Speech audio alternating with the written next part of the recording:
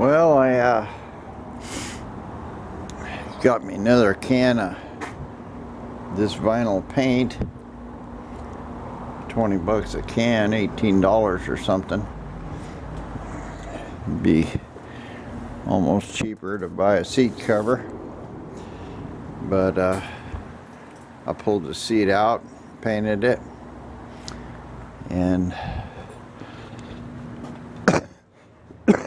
looks good.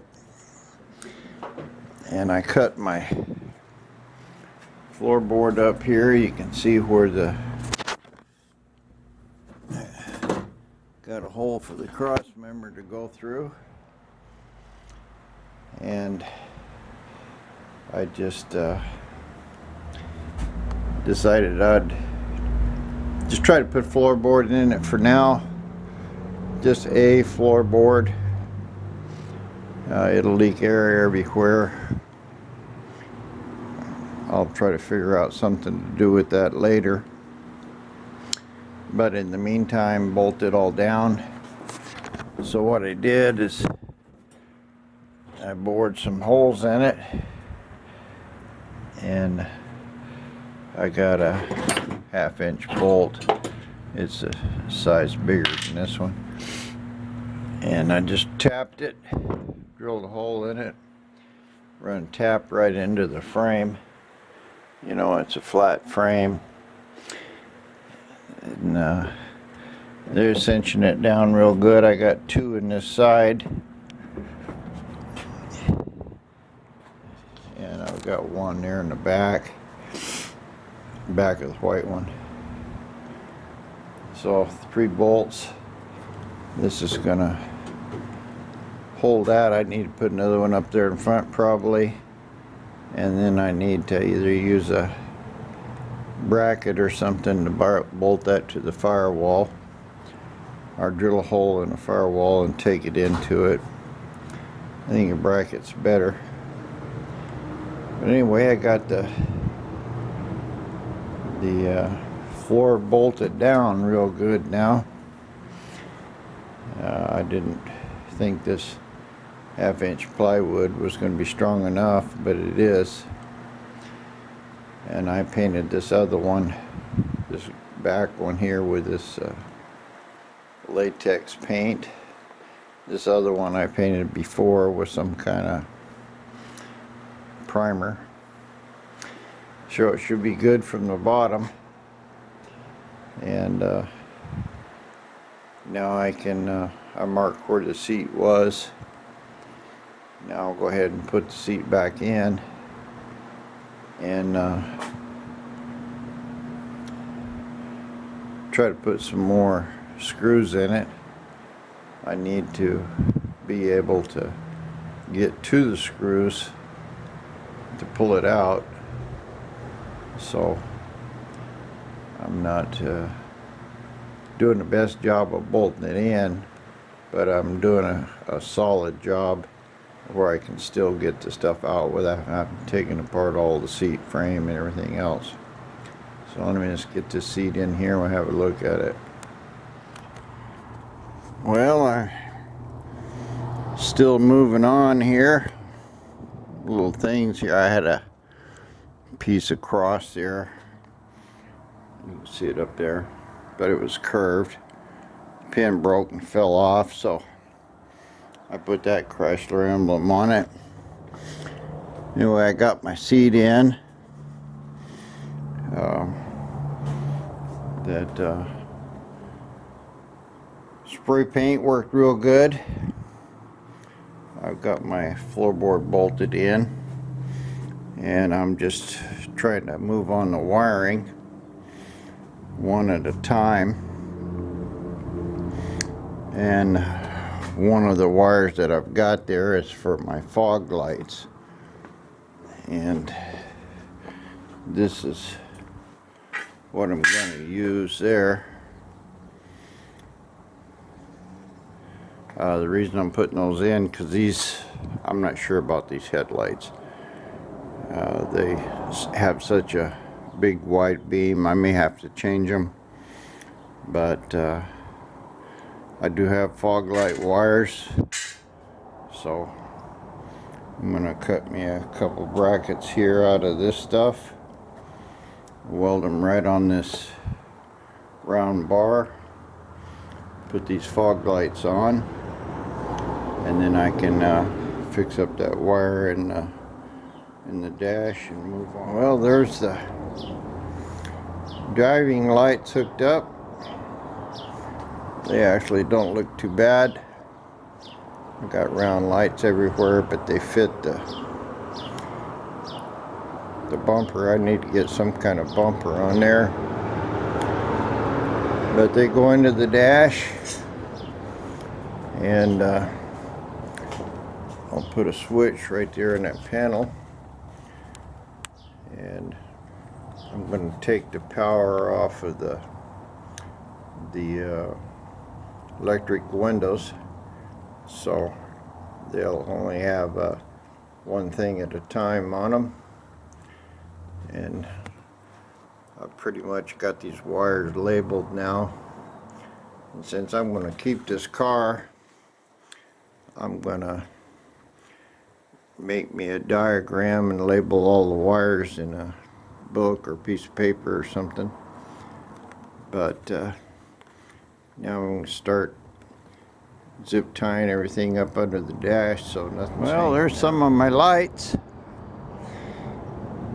Sure tell the difference between the LED lights and the halogen. They're quite a bit more yellow, but I've got the halogen there on the bottom. They're set pretty low, and I still got the running lights up on top to do. Well, this thing's pretty much wired up. Amazingly, those two little halogen lights pull 15 amps. They're yellow looking compared to them white LEDs. I haven't hooked up my cowl lights yet. I mean, I've got a lot of light, and especially when the headlights are on, but those turn signals are not very good. I was just thinking about tacking those cowl lights into the turn signals.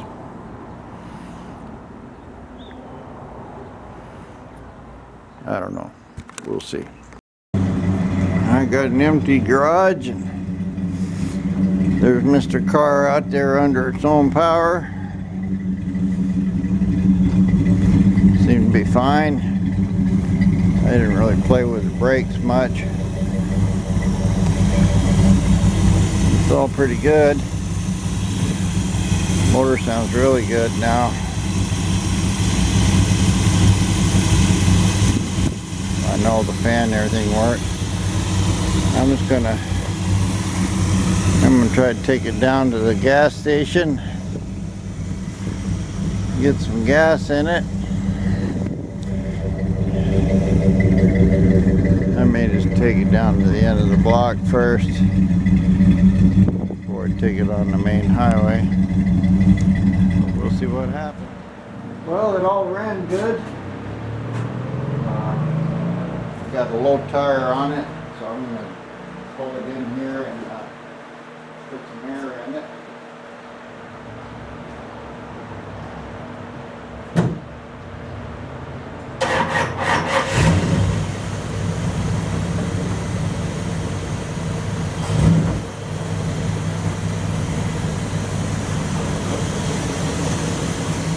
Well, when I drove this thing, it sounded like something was dragging on the drive line a little. Anyway, this old drum here had a lot of rust in it. I cleaned it up when I first put this thing together, and I'd put the spacer on it and everything else, but it didn't really do it like it was going to be permanent. So I opened it up, and boy, all kinds of brake dust came out of it. I still had a lot of rust on the drum, so I sanded on the drum. There was a sander. Got it all cleaned up real good. Got the face of this cleaned up and oiled up my bolts. And I ran them on there with this thing that's about 110 pounds torque. I think that's enough. And meanwhile, I zip tied my brake lines up good, and the emergency cable. Got everything all cleaned up here, and readjusted the brakes.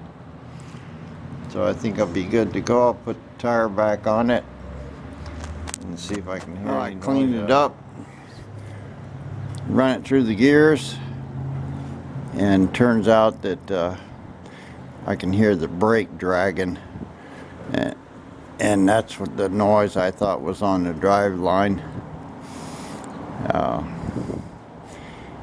That drum cleaned up good on one side, the other side not. I probably ought to get another drum for it, but I just cleaned this wheel up, put it on there, and torqued it super good. So I think that'll fix any kind of rear end problems. I played around a little bit with the ignition timing. What I've got it set right now is at 34 degrees with the vacuum plugged, about $3,000 or so, full advance. And then of course the vacuum might give it a little on top of that. But it starts real easy now. Before it kind of kicked back a little bit. I had it at least 20 degrees advanced.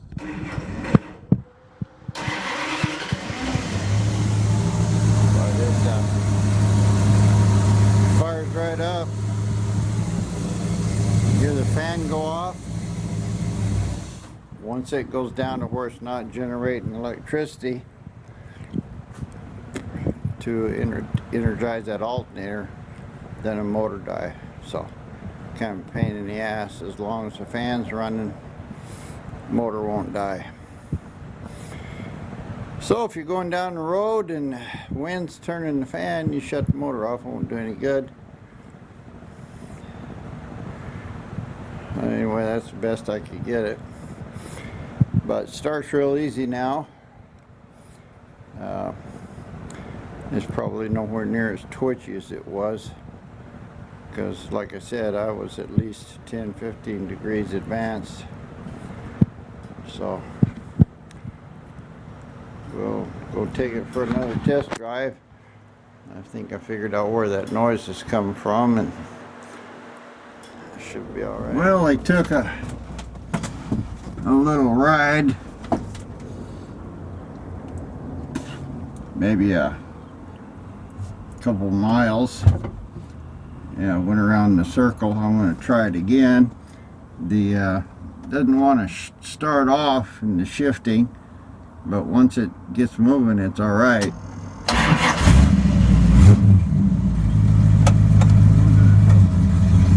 We're going to try it again.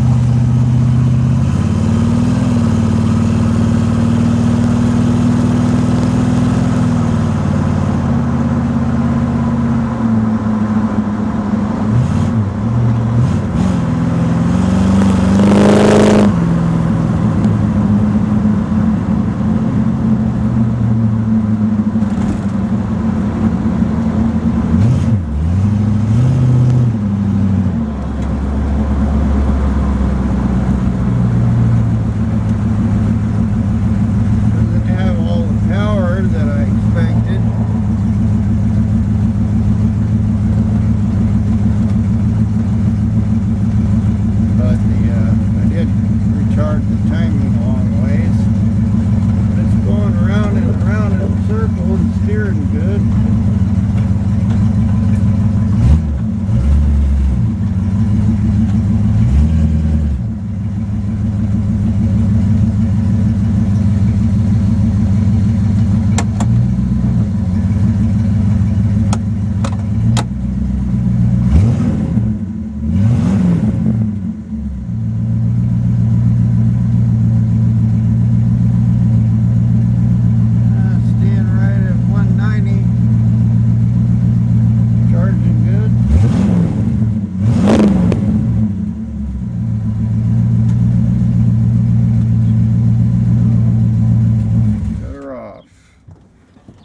Looks like all was good.